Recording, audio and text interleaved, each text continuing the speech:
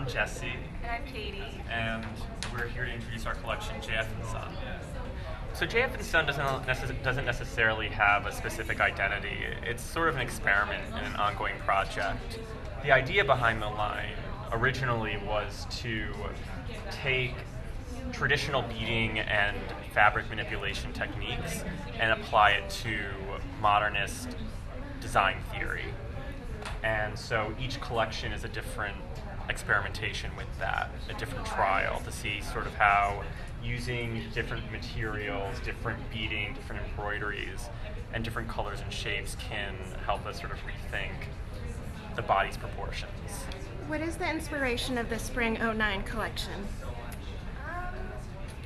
Kind of have the same inspiration, I would say, every collection. We tend to kind of have less of a theme and more like focus on material, function, shape, color, and of course, working with traditional beading.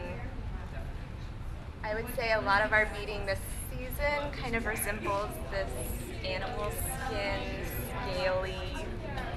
I mean, I guess there is, and I think this probably relates back to the modernist element, that there's this sort of thing about uniform and protection and armor. And, a lot of our pieces look, and partly because of the beading, partly because it resembles an animal skin, it almost looks like a second layer of protection. I mean, even go to something like this, which is made out of buffalo bone.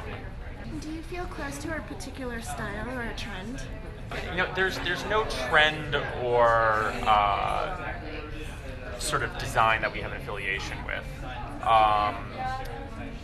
There are fashion designers and architects and artists who we, look to as sort of inspiration.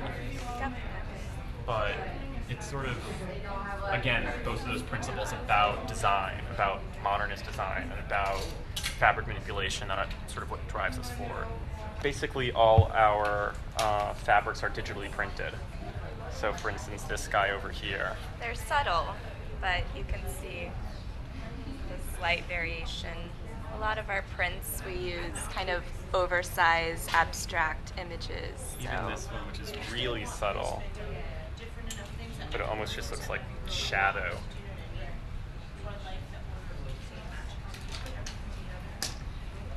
Another printed piece on taffeta.